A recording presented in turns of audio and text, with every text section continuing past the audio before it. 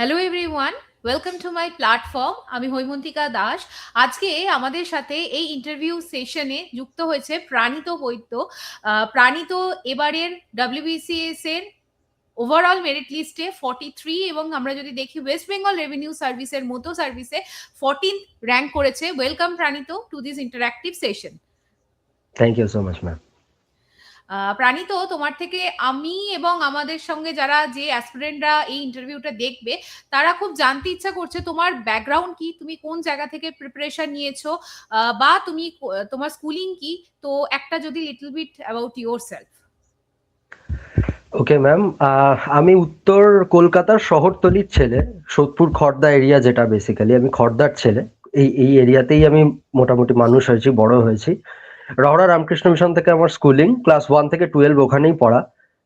তারপরে আমি West Bengal joint দিয়েছিলাম, WBJE যেটা, সেটা দিয়ে টেকনো ইন্ডিয়া সল্টলেক, যেটা এখন টেকনো মেইন সল্টলেক বলে, মেইন ক্যাম্পাস, ওখানে আমি ইলেকট্রিক্যাল ইঞ্জিনিয়ারিং নিয়ে ভর্তি হয়েছি। তো 4 বছর ইলেকট্রিক্যাল ইঞ্জিনিয়ারিং পড়েছি।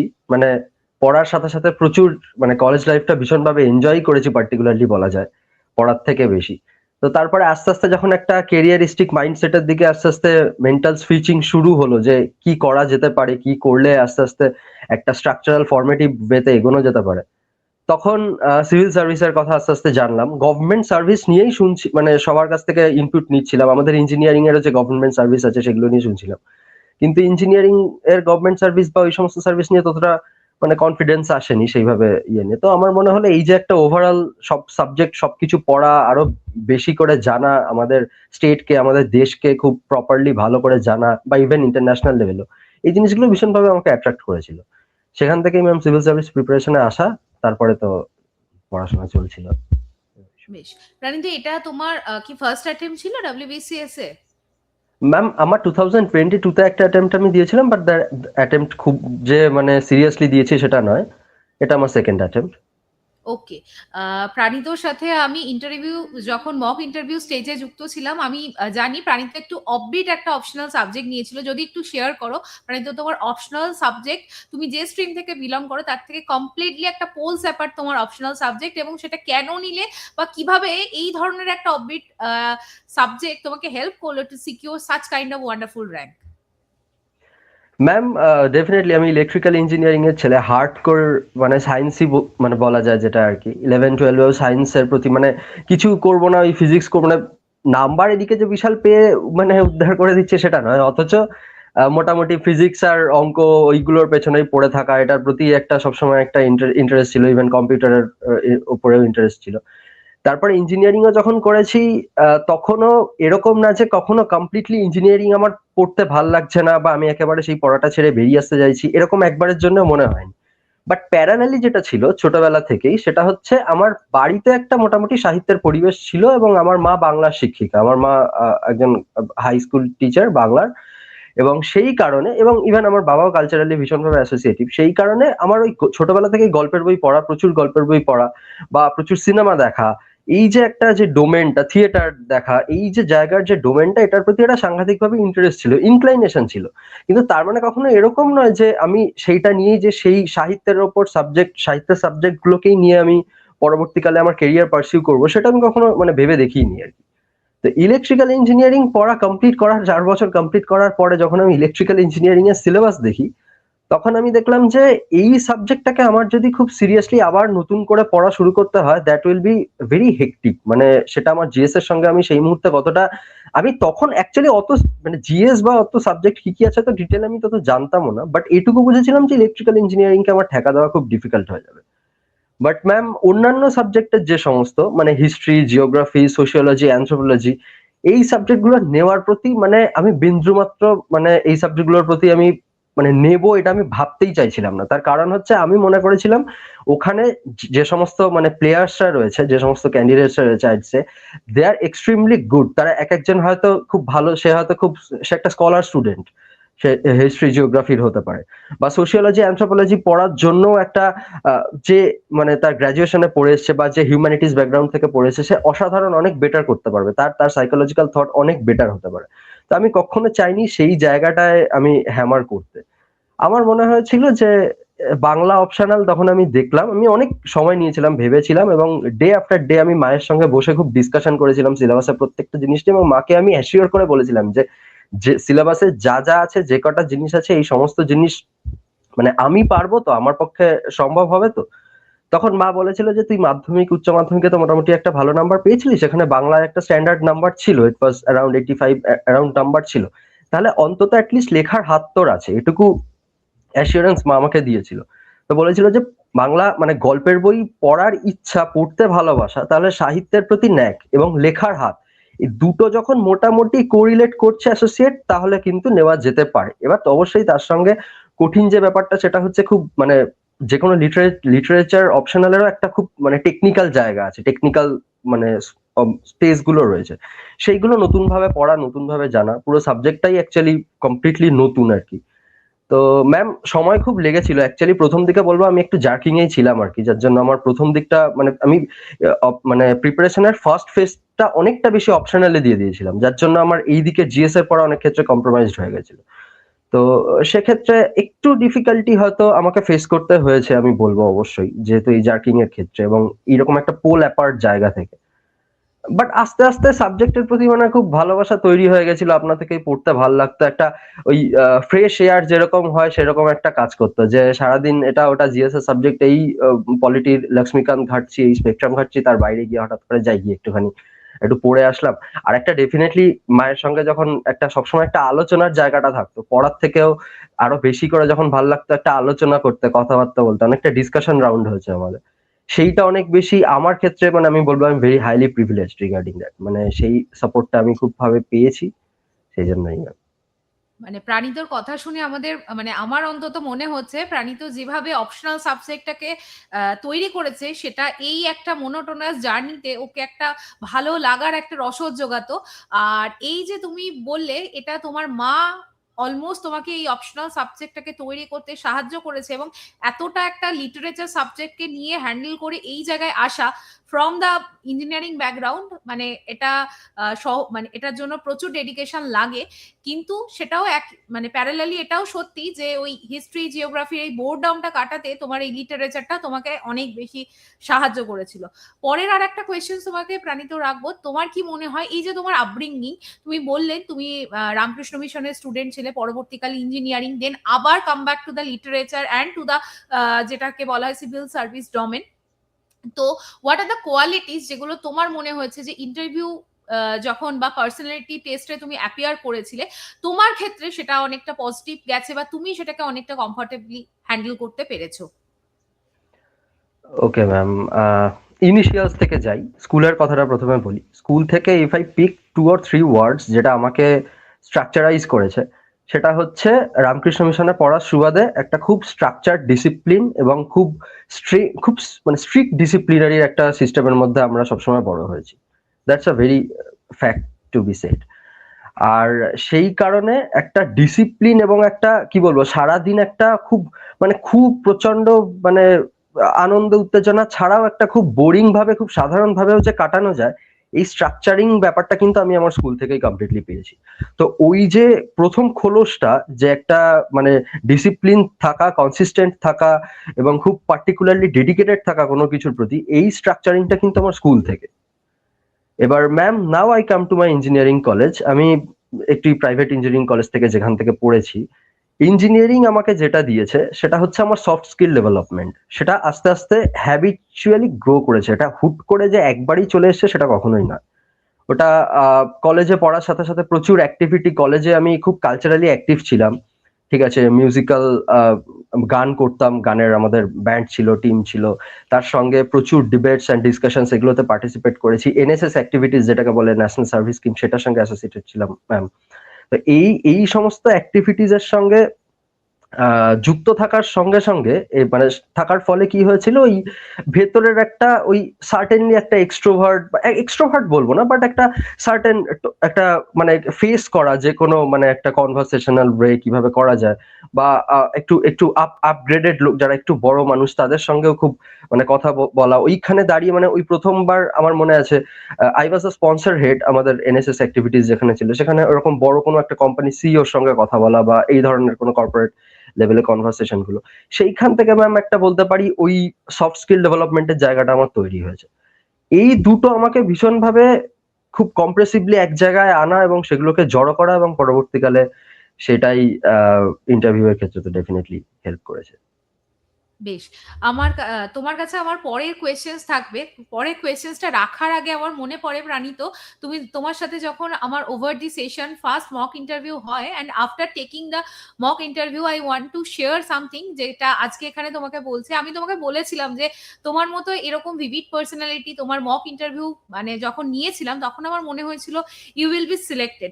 তো সেটা হয়তো আজকে বাস্তবায়ন হয়েছে, কিন্তু কিছু কোয়ালিটি না দেখলে বোঝা যায় যে হ্যাঁ এ পারবে। তো তুমিও এরকম একজন স্টুডেন্ট ছিলে, তো আমাকে ছোট্ট করে কয়েকটা জায়গা বলো যে after means and before the interview তুমি নিজেকে কিভাবে গড়েছিলে, বা নিজের এই যে পার্সোনালিটি, প্রত্যেকটা মানুষের একটা ইনহেরিট পার্সোনালিটি থাকে, সেইটাকে কিভাবে ব্রাশ আপ করেছিলে বা কি কি তুমি প্রিপারেশন নিয়েছিলে? ম্যাম সেটা বলার আগে একটা জিনিস হয়তো আমি ভুলে যেতে পারি, অ্যান্ড ডেফিনেটলি সেটা আমি বলতে চাই। ফার্স্ট আমি মানে এই ভিডিও থ্রু দিয়ে ম্যামকে সাংঘাতিকভাবে একটা থ্যাঙ্কস জানাতে চাই। ম্যাম আমাকে সাংঘাতিক দুটো হেল্প করেছেন, সেটা আমি ফার্স্ট একটা বলছি, সেটা হচ্ছে আমার শার্ট সিলেকশনে। আমি আমি খুব মানে ভোলাটাইল হয়ে গেছিলাম যে কি কোনটা পরবো কি পরবো, বাট ম্যাম আমাকে ভেরি খুব সিম্পল, সুন্দরভাবে জিনিসটা মানে খুব তুমি একদম মানে এর মতো জিজ্ঞেস করেছিলে, এবং I was at that time in a meeting, এবং আমি তোমাকে সিলেক্ট করে বলেছিলাম না প্রাণিত রাইট ম্যাম, তুমি এই শার্টটা পরো, এটা খুব রাইট অফিসিয়াল ম্যাম, হবে। এবং আমি সেটা একদম বেদবাক্যের মতন মেনেছি এবং ভীষণভাবে আমি সেটার জন্য মানে থ্যাঙ্কফুল, কারণ কমপ্লিটলি এটা আমার এটা সম্পর্কে কোনো আইডিয়া যেহেতু ছিল না যে কি ভাবে নিজেকে প্রেজেন্ট করা যায়। And another thing definitely ma'am, আমি হচ্ছে ভীষণ মানে ওই টাইপের ছেলে আর কি, মানে এদিক ওদিক সব জায়গায় মানে মানে একটা সময় পড়াশোনাটা বাদ দিয়ে মানে সব জায়গায় মাথা দিয়ে বেড়াবো, এরকম টাইপের আমার একটা টেন্ডেন্সি। অ্যান্ড সেই জন্য আমি আমার হবির প্রতি কোনো পার্টিকুলার হতে পারিনি। আমি গান করতে ভালোবাসি, আমি সিঙ্গিংও বলেছিলাম, আবার এদিকে আমি ফুটবল আমার হবি সেটাও আমি বলেছিলাম, ফুটবল দেখতে যেহেতু খুবই ভালোবাসি। তো ইউ অলসো মানে আপনি ভীষণভাবে হেল্প করেছিলেন যে মিউজিক এবং পার্টিকুলারলি বাংলার মানে আর্ট মিউজিক বা বাংলার সাহিত্য মিউজিক এবং পার্টিকুলারলি ফোক মিউজিক, যেহেতু এই জিনিসটা বলেছিলাম, এই জায়গাটায় আপনি আমাকে খুব স্পেসিফাই করিয়ে দিয়েছিলেন এবং খুব সিঙ্ক্রোনাইজড করিয়ে দিয়েছিলেন। And trust me ma'am, that completely helped in my interview. এবং আমি জানি না ইন্টারভিউ আমার কিরকম হয়েছে, যদি ভালো হয়ে থাকে, ভালো মার্কস এসে থাকে, দ্যাট এটা মানে ভীষণভাবে আপনার প্রতি আমি কৃতজ্ঞ থাকবো, কারণ আমার ইন্টারভিউয়ের একটা বড় অংশ ওদের সঙ্গে এই বিষয় এই কনভারসেশনটার উপরেই গেছে, মানে বাংলার মিউজিক আর্ট লিটারেচার কালচারের উপরেই গেছে। তাই এই দুটো আমি তো ভীষণভাবে আপনাকে থ্যাংক ইউ বলবো। আর এই বিষয়টা নিয়ে যদি বলতে পারি ম্যাম, মেন্সের পরে মেন্স দেওয়ার পরে অ্যাকচুয়ালি আমি খুব যে সিকিউর ছিলাম যে ইন্টারভিউ কল আসবে, অ্যাকচুয়ালি সবার যেরকম আসে সেরকমই, আলাদা করে আমি এটা বলতে পারবো না যে প্রত্যেকের থেকে আমি আলাদা কিছু ডিফারেন্ট কিছু ভেবেছি বলে। ম্যাম আমি একটা জাস্ট এমনি পার্সোনাল এক্সপিরিয়েন্স বলছি। ফার্স্ট টাইম আমার মেন্স দেওয়া ডব্লিউবিসিএস এর। হ্যাঁ ম্যাম, আমি বাংলা পেপার ফার্স্ট মানে বাংলা আর ইংরেজি ডেসক্রিপটিভ পেপার দুটো কমপ্লিট করলাম, তারপরে এমসিকিউ পেপার লিখলাম। এমসিকিউ পেপারে ম্যাম আমার হিস্ট্রি জিওগ্রাফি পেপারটা খুবই ভালো হয়েছিল, মানে আমি বাড়ি এসে দেখেছিলাম যে ইট ওয়াজ ভেরি স্যাটিসফ্যাক্টরি। সায়েন্সের পেপারটা ওয়াজ অ্যাভারেজ, যেহেতু ওই পেপারটা অলরেডি একটু তো মানে খুব হাই মার্কস তো আসা ডিফিকাল্ট হয় ওখানে।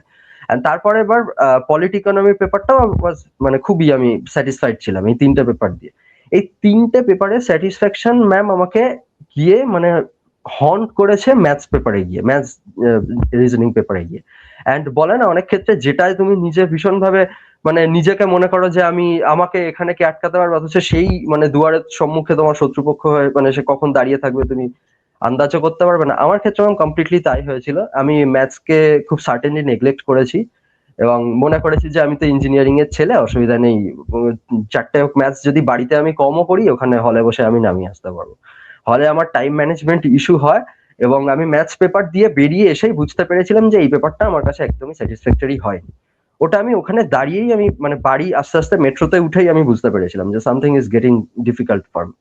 তো ম্যাম একটা জিনিস ওখানে দাঁড়িয়ে আমি ডিসাইড করেছিলাম, এই পরীক্ষাটাকে এইভাবে আমি হাতের বাইরে যেতে দেবো না। ম্যাথস পেপারটা এই মুহূর্তে আমার এখানে দাঁড়িয়ে খারাপ হয়েছে, আমি এই মুহূর্তে এখানে দাঁড়িয়ে আমার এই মুহূর্তে একটাই করণীয়, সেটা হচ্ছে এই পরীক্ষাটাকে আমি হাতের বাইরে যেতে দিতে পারি না। তো সেক্ষেত্রে আমি ম্যাম যখন ঘরে আসলাম, এসে বই নিয়ে বসলাম, একটা দিন ছুটি ছিল, তারপরে অপশনাল পেপার ছিল, I didn't leave any single topic, any single word for optional. আমি সাংঘাতিক ভাবে পড়েছিলাম। করে এটুকু আমি শিওর ছিলাম যে প্রশ্ন আসুক, আমি যেন কোনো প্রশ্ন, আমার লিটারেচার পেপারে ম্যাম একটা প্রবলেম আছে, একটু যদি মানে প্রশ্ন আনসার্টেন জায়গা থেকে আসে, আমাদের খুব একটা পার্ট মার্কিং থাকে না লিটারেচারের কোয়েশ্চেন গুলো, একটু বড় মানে 40 বা 50 মার্কসের থাকে। তো কোনো প্রশ্ন যদি একটু খারাপ লেখা হয়ে যায় তখন সেই প্রশ্নটাকে আর রিকভার করার খুব একটা অপরচুনিটি থাকে না। তো সেই ক্ষেত্রে ওইটা আমি ভীষণভাবে মানে নিয়েছিলাম যে এটা আমার কাছে একটা চ্যালেঞ্জ, যে আমাকে আমার ইঞ্জিনিয়ারিং এর ব্যাকগ্রাউন্ড, আমার ম্যাথস এর পেপারটাই আমাকে, যেখানে I got betrayed on that paper, আমাকে অপশনাল দিয়ে সাংঘাতিক ভালো করতে হবে। তো সেক্ষেত্রে আমি অপশনাল পেপারটার উপরে কমপ্লিটলি ফোকাসড হলাম, ভীষণভাবে অপশনাল পেপারটা দিয়েছিলাম, এবং পরীক্ষা দিয়ে এসে আমি বলবো optional paper I was quite satisfied, আমি বেশ ভালো হয়েছিল। তো তার পরবর্তীকালে ম্যাম এই আমি অ্যাকচুয়ালি এই নেক্সট পিএসসি মিসলেনিয়াস এর পরীক্ষা ছিল, তারপরে এগুলো নিয়ে অ্যাসোসিয়েটিভ হয়ে গেছিলাম। তো সেই পরীক্ষাগুলো দেওয়ার জন্য না আমি ওই মুহূর্তে মাথায় আর আনিনি যে কেমন পরীক্ষা দিয়েছি, কি দিয়েছি।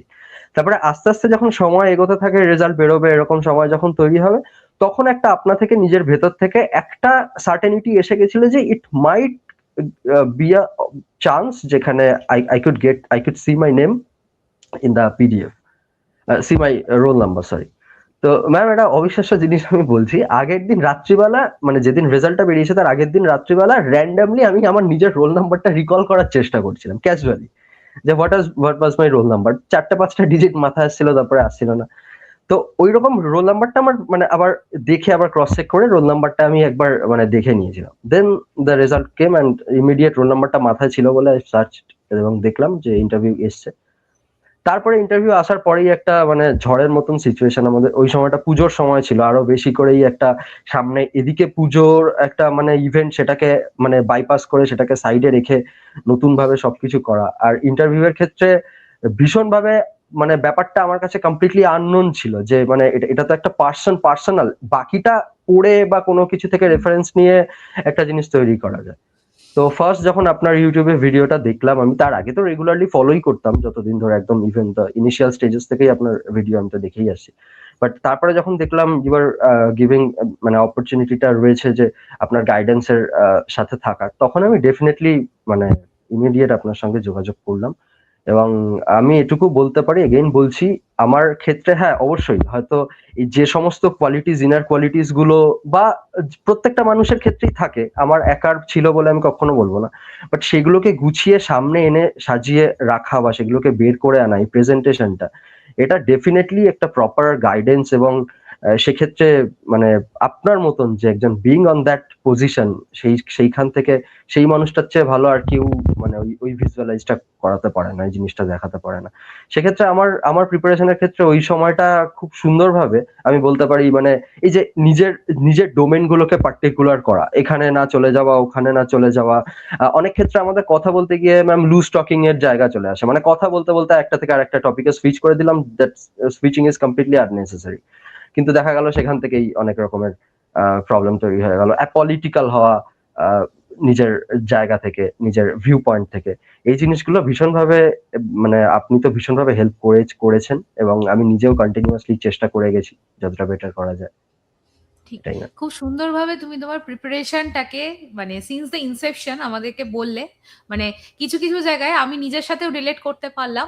প্রাণী তো আমার একদম, আমিও মানে যখন ওই ম্যাথ রিজনিং পেপারটায় যাই, একইভাবে আমিও being the science background student, আমি ওটাকে খুব বেশি যে ওটাও যে আমাদের টাইম ম্যানেজ করতে হবে এটা আমার খুব একটা ধারণা ছিল না। বাট ওই একইভাবে ওই সারা রাত পড়ে আমিও আমার কেমিস্ট্রি অপশনাল পেপারটা দিয়েছিলাম, এবং যখন আমি ওই পেপারটা দিয়ে বেরিয়েছিলাম তখন আমার মনে হয়েছিল যে হ্যাঁ, অপশনাল পেপার এমন দিয়েছে, অপশনাল ইজ সামথিং দ্যাট মানে ওটা আমাকে এই গণ্ডিটা হয়তো উতরে দেবে, এবং সেটাই বাস্তবায়ন হয়েছিল। তোমার ক্ষেত্রেও দেখলাম এই একই ধরনের কিছু অভিজ্ঞতা আর কি তুমিও পেয়েছো। মানে কি বলতো প্রাণিত, মানে এই ডব্লিউবিসিএস টা তোমার কথা শুনে আমার মনে হলো যে এই যে মেন্সের আগে তুমি রেজাল্টটা, রোল নাম্বারটা চেক করছিলে, এটাই হয়তো ডব্লিউবিসিএস সার্ভিসটার সাথে তোমাকে না অনেকটা আত্মিক করে তুলবে। তুমি যখন সার্ভিসটাকে করবে তখন এই যে স্ট্রাগল ফেজটা এত থাকে, আমাদের এই সার্ভিসটা চাওয়াটা এত মন থেকে হয়, সেইটা না তোমাকে দেখবে লং টাইমে হয়তো অনেক ডিফিকাল্টিজ আসবে, হয়তো অনেক মানে আনসার্টেনিটিস আসবে while serving in to the service, তখন কিন্তু তোমার মনে করবে যে না, আমি ওই যে 3 বছর, ওই যে 2 বছর এই যে পরিশ্রমটা করেছিলাম, এটা কিন্তু আমাদের অ্যাজ এ বেটার হিউম্যান হিসাবে নিজেদেরকে ইভলভ করিয়েছে, এবং সেটাই কিন্তু আমাদেরকে দেখবে এই সার্ভিসটার সাথে, এটা তো একটা চাকরি না, এটা একটা সার্ভিস, এই সার্ভিসটা প্রাণিত তুমি যখন আরো করবে, হয়তো পরবর্তীকালে এক্সিকিউটিভ সার্ভিসেও আসবে, এটার সাথে না অনেকটা প্যাশনটা না থাকলেও এই স্ট্রাগলটাই আমাদের ওই প্যাশনেট করে তোলে টুয়ার্ডস দ্য সার্ভিস, ঠিক? মানে তুমিও এই সার্ভিসে আসবে। প্রাণিত, আমার নেক্সট কোয়েশ্চেন তোমাকে, যে ইন্টারভিউ বোর্ডে তোমাকে একটু যদি ব্রিফ করো কি কি ইন্টারভিউ মানে তোমাকে করা হয়েছিল, তাহলে আমাদের অ্যাসপিরেন্টদেরও খুব সুবিধা হয়। Okay ma'am. ম্যাম, আমাকে ঢোকার পরে প্রথমে আমার নাম জিজ্ঞাসা করে, একটা ইউনিক নেম যেহেতু, আমার নামের মানে জিজ্ঞাসা করে, কোথা থেকে এসেছি সেটা জিজ্ঞাসা করে, স্কুল জিজ্ঞাসা করে, এবং আমি আমার স্কুলের নামটা বলার পরে তারা বেশ ইমপ্রেসড হয়, তাদের মানে নিজেরাই বলে যে বাহ, রামকৃষ্ণ মিশন, এভাবে বলে। তার পরবর্তীকালে আমাকে কলেজের কথা জিজ্ঞাসা করে, যখন শোনে যে এরকম একটি কলেজ থেকে আমি ইঞ্জিনিয়ারিং কমপ্লিট করেছি, তখন জিজ্ঞাসা করে আমি ক্যাম্পাসিং এ বসিনি কেন। তো সেটার একটা প্রপার জাস্টিফিকেশন যখন আমি দেওয়া শুরু করেছি, তখন সেই প্রশ্নের উত্তর তারা খুব একটা শুনতে চাননি। তারপরেই সঙ্গে সঙ্গে আমাকে আমার ইলেকট্রিক্যাল ইঞ্জিনিয়ারিং এর কিছু টেকনিক্যাল কোয়েশ্চেন্স জিজ্ঞাসা করে। তো আমি কয়েকটা প্রথম 4-5টা প্রশ্ন বলেছিলাম, 6th বা 7th কোয়েশ্চেনে গিয়ে আমি আটকে যাই। আমি সেই মুহূর্তে বলি যে স্যার, আমি এই মুহূর্তে রিকল করতে পারছি না, একটু আমার একটু দেখে নিতে হবে, অ্যাকচুয়ালি অনেকদিন ডিটাচ থাকার কারণে। তো সেখান থেকে তারা সুইচ করে, যেহেতু আমার ইলেকট্রিক্যাল সাবজেক্ট, তো আমাদের পশ্চিমবঙ্গের যে পাওয়ার স্টেশনস গুলো আছে সেগুলো কোথায় কোথায় আছে, কোন কোন জেলায় আছে, সেগুলো সম্পর্কে জিজ্ঞাসা করে, এবং তার জিওগ্রাফিক্যাল লোকেশনস, তার আশেপাশে কি কি নদ নদী আছে সেটা সম্পর্কে আমাকে প্রশ্ন করা হয়।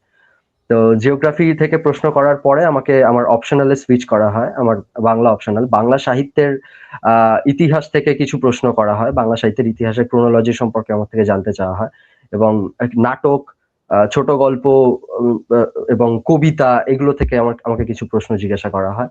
এবং তার পরবর্তীকালে তার মাঝখানে আমাকে কিছু প্রশ্ন করা হয় ম্যাম, ওই ভারতরত্ন অ্যাওয়ার্ড কে কে পেয়েছেন সেইটা নিয়ে, পদ্ম, বাংলা থেকে কারা কারা পেয়েছেন, না পদ্ম অ্যাওয়ার্ড না, বঙ্গবিভূষণ অ্যাওয়ার্ড কারা কারা পেয়েছেন সেটা জিজ্ঞাসা করেছেন। এরকম কিছু অ্যাওয়ার্ড রিলেটেড প্রশ্ন আমাকে জিজ্ঞাসা করা হয়। এবং তার পরবর্তীকালে আমাকে জিজ্ঞাসা করা হয় একটু লিটারেটিক পয়েন্ট অফ ভিউ থেকে, একটু মানে তুলনামূলক প্রশ্ন করা হয়, যে জীবনানন্দ দাশকে আমি কবি হিসেবে মানে কোথায় রাখতে চাই, কোন পজিশনে রাখতে চাই, সরি ম্যাম, কোন পজিশনে রাখতে চাই, সেইটা আমাকে জিজ্ঞাসা করা হয়। তো আমি আমার পয়েন্ট অফ ভিউ বলতে থাকি। তার কিন্তু অনেক ক্ষেত্রে এরকম বহুবারই হয়েছে, আমি কথা মানে কন্টিনিউ করতে গেছি, সেক্ষেত্রে আমার পুরো উত্তর অনেক ক্ষেত্রেই শোনা হয়নি। এবং তারপরে কিছু প্রশ্ন আমাকে আহ বাংলা গান নিয়ে অ্যাকচুয়ালি কিছু প্রশ্ন বেশ মানে করা হয়েছিল আর কি, পুরোনো সময়ের বাংলা গান, স্বর্ণযুগের গান যেগুলোকে আমরা বলি, সেখান থেকে কিছু প্রশ্ন করা হয়। তার পরবর্তীকালে চেয়ারম্যান ম্যাম আমাকে কোনো প্রশ্ন করেননি, উনি জাস্ট অবজার্ভ করেছিলেন, এবং পুরোটা কমপ্লিট হয়ে যাওয়ার পরে আমি থ্যাংক ইউ এবং নমস্কার জানিয়ে বেরিয়ে আসি। অ্যান্ড ম্যাম, আমার মনে আছে আমি পুরো ইন্টারভিউ টা দিয়ে এসে আপনাকে এক্সপিরিয়েন্স বলেছিলাম, এবং আমার মানে আমি জাস্ট বেরিয়ে আসার পরের জাস্ট এক্সপিরিয়েন্সটা বলছি। আমার কিন্তু খুব মানে এমন একটা অদ্ভুত ফিলিংস এর মধ্যে ছিলাম ম্যাম, আমি মানে পিএসসির অফিসের সামনে একটা ছবি তুলতে ভুলে গেছিলাম, মানে এত অদ্ভুত লাগছিল তখন আমার। হ্যাঁ, আমি তোমার থ্রু আউট যখন তোমাকে ইন্টারঅ্যাক্ট করেছি, আমার মনে হয়েছিল তুমি খুব অ্যাংজাইটিতে আর কি ছিলে, যে চাকরিটা পাবো কি চাকরিটা পাবো না, মানে এই অ্যাংজাইটিটা একটা হাইপার অ্যাংজাইটির জায়গায় তোমার পৌঁছে গেছিল। হুম হুম। তো এনিওয়েজ, ফাইনালি তোমার এতদিনের পরিশ্রম বাস্তবায়ন হয়েছে। আর বেশি আমরা এই ইন্টারঅ্যাক্টিভ সেশনসটাকে দীর্ঘায়িত করব না প্রাণিত। তো লাস্ট আমরা সাম আপ করার আগে তোমার থেকে আমরা জানতে চাইবো, বা র্যাদার অ্যাসপিরেন্টরা জানতে চায় যেটা, সেটা হচ্ছে সবাই ধরো বই পড়ে, সবাইয়ের কাছে বইয়ের সোর্স জানা, সবাইয়ের কাছে রিসোর্স জানা, বাট ওই সমস্ত কিছুকে বাস্তবায়ন করার জন্য পড়ার বাইরেও কিছু কোয়ালিটিস দরকার হয়। সেটার মধ্যে আমার যেরকম মনে হয়, একটা ওই হার না মানা, অদম্য জেদ, ইনডমিটেবল যেটাকে স্পিরিট বলা হয়। তোমার মতে কি মনে হয় একজন সিভিল সার্ভেন্টকে গড়ে তোলার পেছনে কি কি কোয়ালিটি দরকার two sustain in this long run? Ma'am, একদম সিম্পল ওয়ার্ডে যদি বলা যায়, তাহলে সেটা হচ্ছে নিজের কমফর্ট জোন থেকে বাইরে বেরিয়ে আসা। দ্য ফার্স্ট থিংস ফার্স্ট, আমরা প্রথম যখন এই আমাদের জিএসএস সাবজেক্টগুলো নিয়ে বইগুলো পড়া শুরু করি, বইগুলো পড়তে ভীষণ ভাল লাগে, তখন খুব রোম্যান্টিসাইজিং হয়ে যায় বইগুলোর সঙ্গে, আমাদের খুব মেন্টাল কানেকশন হয়ে যায়। যন্ত্রণাটা তখন শুরু হয় যখন ওই কমফর্ট জোন থেকে বেরিয়ে এসে ওইগুলোর থেকে আমরা অ্যান্সার রাইটিং করা শুরু করি, এমসিকিউ সলভ করা শুরু করি এবং দেখছি মার্কস আসছে না, পারছি না। তখন আমরা we are getting out of the comfort, আমরা ওই মায়ের কোল থেকে বেরিয়ে আস্তে আস্তে হাঁটতে শিখছি, তখন তখন আমাদের প্রবলেমটা শুরু হয়। তো আমার মনে হয় কমফোর্ট জোন থেকে বেরিয়ে আসার অভ্যেসটা যে কজন যারা অ্যাসপিরেন্টস রয়েছে বা যারা ফিউচার ক্যান্ডিডেটস রয়েছে, প্রত্যেককে যে কোনো পজিশন থেকে করা উচিত। সেটা কিরকম হতে পারে, আমি জাস্ট একটা এক্সাম্পল দিয়েই বলতে পারি। কেউ যদি মনে করে যে আমার রাতে বেশি রাত জেগে পড়তে কমফোর্টেবল লাগে, সে প্রথমে ওই কমফোর্টটাকে একবার ব্রেক করে চেষ্টা করে দেখুক ভোরে উঠে পড়ার। কারণ তার তার মানে একটা মেন্টাল প্যাটার্ন তৈরি হবে, তার একটা স্ট্রাকচার তৈরি হবে যে আমি কমফোর্ট জোন থেকে বেরোলাম।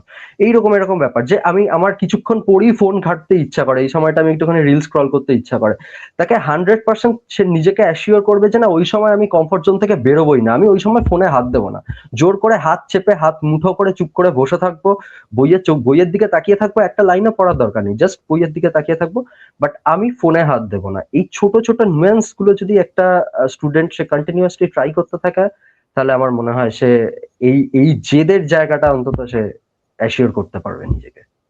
ঠিক ঠিক। প্রাণিতর কথা শুনে আমার এটাই মনে হয়, এবং প্রত্যেক শুধুমাত্র সিভিল সার্ভেন্ট না, যে কোনো মানুষ যারা উচ্চতার শিখরে পৌঁছেছে, তাদের মধ্যে এই কোয়ালিটিটা খুব ইউনিক বাট খুব কমন রেদার, সেটা হচ্ছে সেলফ কন্ট্রোল। আমাদের মনকে কন্ট্রোল করা যদি আমরা শিখে যাই, মস্তিষ্ক দ্বারা আমরা যদি পরিচালিত হই, that is the best weapon, সেটা আমরা আমাদেরকে উপহার দিতে পারবো, এবং সেটার দ্বারা আমরা যেটা চাইছি সেটাকে কিন্তু in long run we can achieve it. খুব ভালো লাগলো প্রাণিত, আবারও তোমার সাথে আমরা পারলে একটা ইন্টারভিউ সেশন রাখবো specifically on the optional Bengali, এবং আমি চাইবো প্রাণিত যে মক ইন্টারভিউটা আমার কাছে আছে, that was wonderful. Pranit first interview আমি তোমার নিয়েছিলাম, এবং সেখানে আমি তোমাকে বলেছিলাম, তুমি লাস্ট আমাকে ওইখানে একটা গানও শুনিয়েছিলে, আমায় ভাষায় লিরে আমায় ডুবাই লিরে। আমার মনে আছে ওই ইন্টারভিউটা, আমি মক ইন্টারভিউটা আমি অ্যাসপিরেন্টদের সাথে শেয়ারও করবো এই প্ল্যাটফর্ম থেকে, আমি বললাম যাতে তোমরা বুঝতে পারো this kind of personality, this kind of vivid personalities actually required not only for civil service arena but also in the society as well. So with this note আমি এই সেশনসটাকে কনক্লুড করতে চাইবো। লাস্ট ওভার প্রাণিত, তুমি যদি কিছু বলো, দেন আমরা এই সেশনসটাকে কনক্লুড করবো। না ম্যাম, থ্যাংক ইউ ভীষণভাবে, আপনাকে ভীষণভাবে থ্যাংক ইউ। এর বেশি আমি তো বলছি আর কিছুই হয়তো বলার এই মুহূর্তে জায়গা নেই, এবং আমি জানি আপনিও কতটা খুশি আপনার অ্যাজ এ স্টুডেন্ট আমি এই জায়গাটা অ্যাচিভ করতে পেরেছি। ইটস আ কোলাবোরেটিভ অ্যাপ্রোচ, সবসময় সারা জীবন ধরে সারা বিশ্বে Definitely. যেটা চলে থাকে, things are always collaborative. And আমি এটুকুই বলতে পারি যে পড়াশোনার পাশাপাশি প্রত্যেকে নিজে খুব মানে হেলদি এবং হ্যাপি থাকার চেষ্টা করতে হবে, স্যাটিসফ্যাক্টরি থাকার চেষ্টা করতে হবে নিজেকে। একটা যুদ্ধে নামতে এসছি মানে এবার কিছুক্ষণ পরে আমার গা হাত পায়ে যন্ত্রণা শুরু হয়ে গেছে যে আমি কেন আসলাম, সেটা যেন কখনোই মনে করা না হয়। তুমি এমন একটা প্রিপারেশন করছো যেখানে শুধু তুমি নও, তোমার সঙ্গে তোমার পরিবার, সমাজ, দেশ সবাই একসঙ্গে অ্যাসোসিয়েটেড হয়ে পড়েছে, জড়িয়ে পড়েছে। It's just not a normal government service, it's a particularly S a civil service. And ম্যামের কথা তো আমি ভীষণভাবে আবার বলছি, বারবার বলবো, আমি তো প্রত্যেকটা কথা ওনার প্রত্যেকটা ভিডিও দেখি, স্ট্র্যাটেজি গুলোকে প্রথম থেকে ফলো করি। ইভেন ম্যাম জানেন, আমি বলছি মানে ভিডিও ইন্টারভিউ প্রিপারেশনের আগে আমি আপনার ইভেন যে প্রিলিমস এর যে ইয়েটা ছিল, ব্যাচটা ছিল, সেখানেও আমি এনরোল ছিলাম, সেখান থেকেও আমি ভিডিওস দেখতাম, সেই ক্লাসগুলোকেও আমি ফলো করতাম। ভীষণভাবেই আমি সেই ইয়েগুলোকে ফলো করেছি, এবং ম্যাম যে খুব সুন্দর করে স্ট্র্যাটেজি গুলোকে বুঝিয়ে দেন, পেন ডাউন করে দেন, ভীষণভাবে এগুলো হেল্প করে। প্রিপারেশনের ক্ষেত্রে ক্ল্যারিটি থাকাটা ভীষণভাবে দরকার, সেটাই সবচেয়ে ইম্পর্টেন্ট।